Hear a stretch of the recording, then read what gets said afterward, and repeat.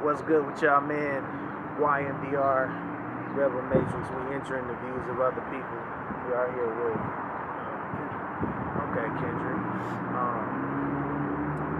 I know that this probably a new experience for you, just to kind of be in front of a camera in this way. I'm just going to ask you a few questions, just in regards to you being homeless and just the different things in that regard. What do you think is one of the things that homeless people deal with that's from a real kind of spectrum of that idea? Because there's a lot of times where people are making or assuming certain things about the situation, and I like to tell people a story of what they deal with from being homeless in a real way, so that it doesn't look fake, contrasted. So what's one of the things you could tell about people in that regard? Honestly, one of the hardest things I personally feel that homeless people deal with is struggling and having mental health issues and trying to figure out a way out. And when they're ready to come for that way out, the people that they thought once was there for them has given up on them. And then they go back to what they know because they're like, okay, well, I tried, and now y'all don't want to help. Yeah. So it's like, what do I do? So it's like we run into these brick walls over and over and over again, and then we give up. So it's like people should just start really just have an understanding for some of these homeless people, because not everybody has somebody. Yeah, not everybody has somebody they can just go to and say, can I get a cold shower? Can I get a meal? Like, another thing people think about, I think about is like when people pass food out, they would pass out leftovers. Yeah. Or when they pass food, they'll pass their business cards. So it's like, is it genuine? People would go get a whole bunch of cold pieces that's left over from Little Caesars or other places that they about to throw away, and they'll give it away. But I'm like, okay, I gave a homeless person some leftover cold pieces. But would you eat this cold piece?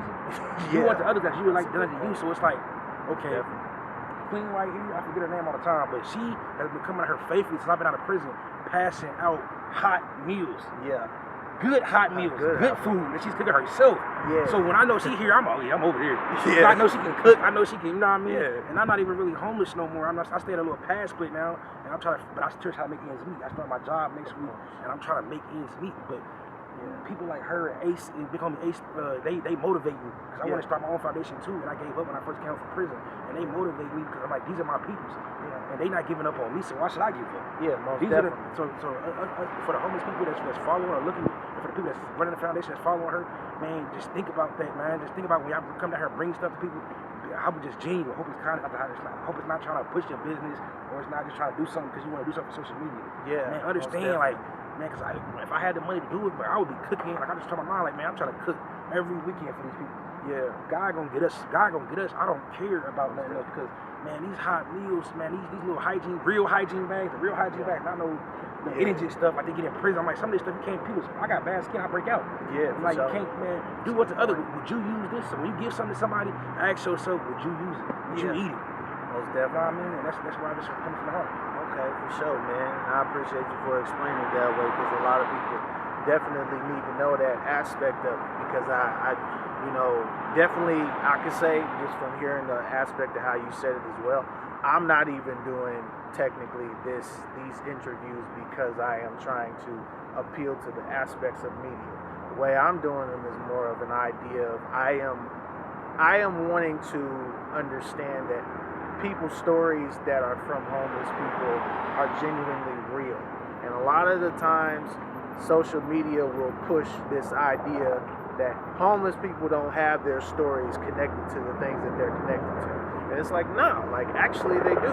Like, y'all just don't hear them because y'all so busy worried about the fact that they ain't in front of y'all building, or that they shouldn't be over here, and that they shouldn't be, like, you push people away so much, that doesn't give them a clear view of what their story's supposed to be. So I feel like for YMDR and interviews with other people, I'm going to be trying my best to work very closely with Julissa and just, capturing real stories about homeless people, so that they know that this is more of a thing where I'm being genuine about the idea, more than just me trying to do it for media clicks, and I feel like that will obviously be something that, will go to who it goes to, so that it makes sense to the essence of what it is. One of the questions I wanted to ask you in the midst of that too as well, how long are you, or how long are you? I was pretty much homeless for months, like a while back, just about November, and because of a good friend, you know what I'm saying, Moving Silence 317. Follow his Instagram. He posted a lot of positive stuff. He, childhood best friend, he found out and just took it upon himself to just help me get on my feet. Okay. Now I'm doing it myself. I could slip tomorrow and then be homeless again. Yeah. But because I'm not running back to my mom's house, I'm not running back to nobody else. I want to do it myself. Yeah. Because I'm a grown man. I feel like sometimes I got that push that I need. Yeah. I feel like I got the comfort that I showed them, look, I can do this without drugs. I can do this. So they're like, we know you can do it. So I was homeless about 4 months, sleeping in the cold. And I wasn't getting, I had 2 phones. I wasn't getting a message saying, good morning, are you okay or nothing. Yeah. But they saying that we was here for you. I'm like, how was y'all here for me? I wasn't even messaging me. I knew I was up in the cold. I wasn't messaging me asking me, are you good? Do you need any food? Do you need this? Because y'all was upset with me being on drugs or whatever. Yeah. And that's y'all. That's my fault, and that's y'all reason. But just know, from where I forgive everybody, but where I'm coming from, y'all wasn't messaging me saying, do you need anything? Of course. I had to reach out to somebody and break down mentally and was like, yo, bro, what's going on? But what did I do to these people? And like, bro, it wasn't you. It was just this. Okay, cool. But some people don't got that. Yeah.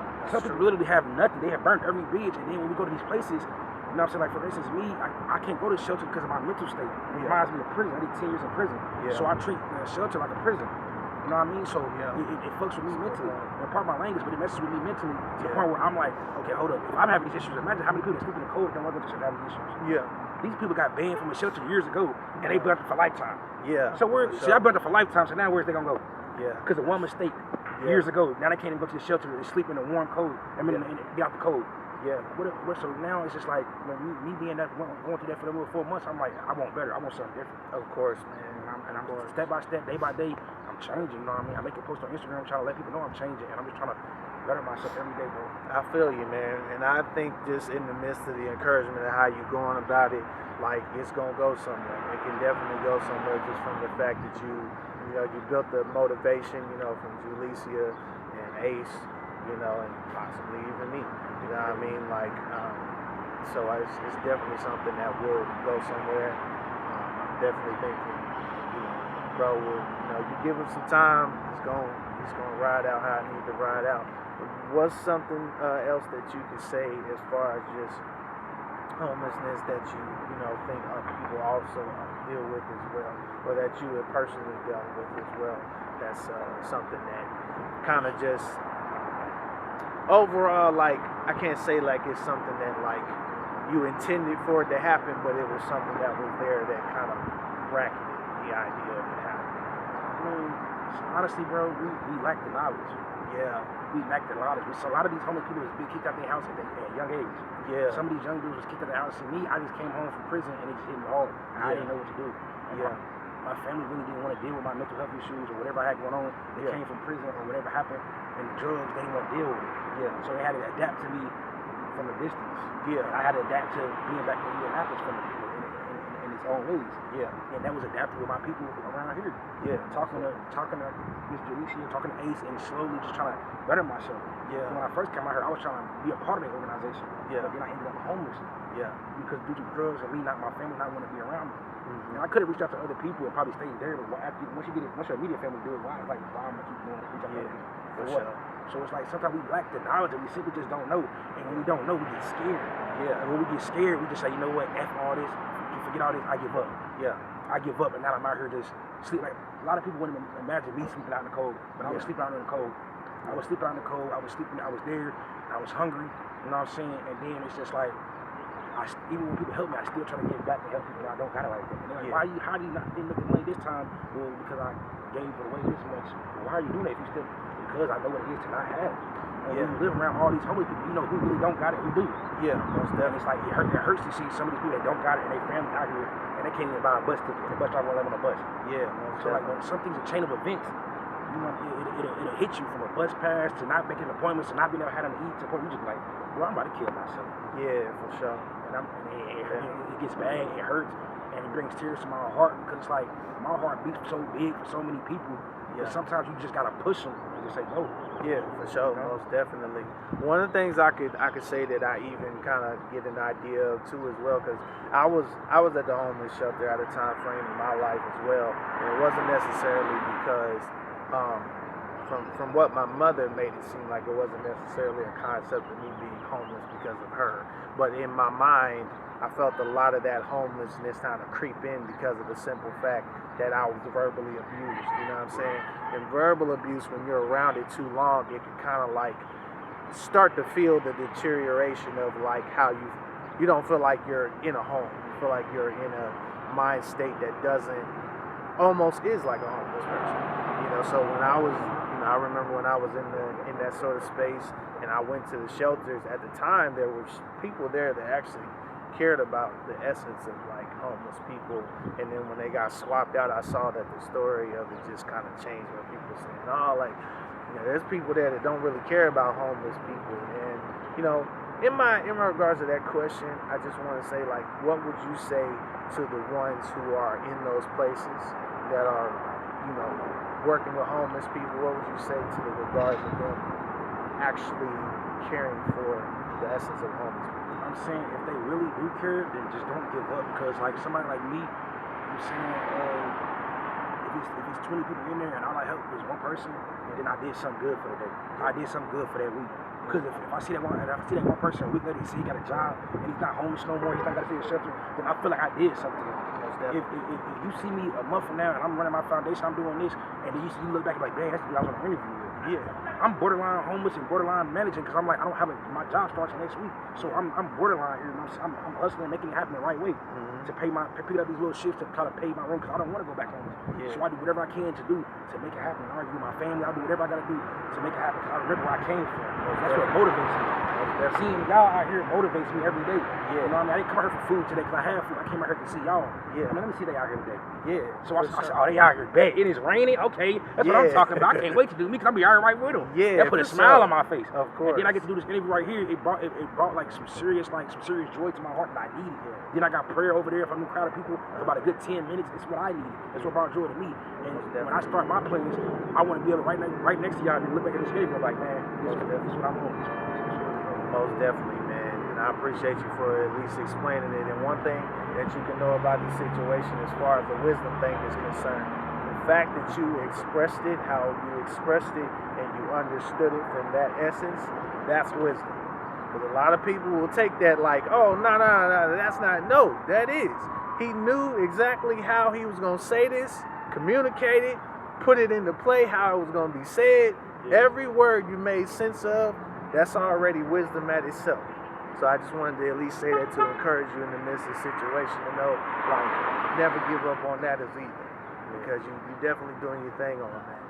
You got any last final things to say about it? To all the people who do come out here and help and they try to pass their business card and stuff out, I'm not shooting no shots at y'all or nothing. I just want y'all to know that, to look at it from our side of the view, like when y'all pass out cold pieces, we think in our head, how can we warm this up? Why did they warm it up? I mean, we thinking, we appreciate it, but just think like when y'all give certain things out, think would you eat it? Think would you? Because like when I pass something out, I'm not gonna pass nothing out. It's like, just like, yo, I know they can't eat this, I wouldn't eat it, so I'm gonna give it to them. I'm not gonna pass out my leftovers. I'm gonna pass on the home cooked meal that I would eat, and I'm cooking for myself, and I'm about to pass it to him. I'm gonna go to Wingstop and I'm gonna buy 10 box plates of wings, and I'm about to pass these wings out because that's what I eat too. If I'm gonna give back, that's how I'm coming. Most definitely. And that's why I do it like that. When I go to Taco Bell, I go buy 30 tacos and I pass them out because I'm like, well, I'm about to go get a $10 deluxe box. But just the other day, I wasn't able to do none of this. I really still can't do it, but sometimes I'm a fat boy. I want to enjoy myself. So I just want y'all to know that, like, other people want to enjoy themselves too. Of course. And it's not your place to do that, but if y'all call yourselves giving back, then give back the right way. Of course. You know what I'm saying? Honestly, I want to promote y'all business, but promote it in a different way because honestly, we feel like that y'all only giving it to us just to promote y'all business. Y'all only doing it, it's a hidden agenda. And we shouldn't feel that way. Of course. So we're grateful and we appreciate y'all, but just think about what y'all doing and how y'all doing it, how others will feel. But don't ever stop giving. Don't ever stop giving. Just give harder, give better, give more. You know what I mean? Make better decisions when you give. God bless y'all. Have a nice day. Most definitely, man. We'll be seeing y'all next time. I'm going to try to talk to Julicia more about these interviews because I want to make sure I'm getting a lot of these interviews out here to y'all as far as it is concerned on the concerns of the homelessness and just Redeem City Safe Place. Y'all stay impacted, never controlled. I'll see y'all next time.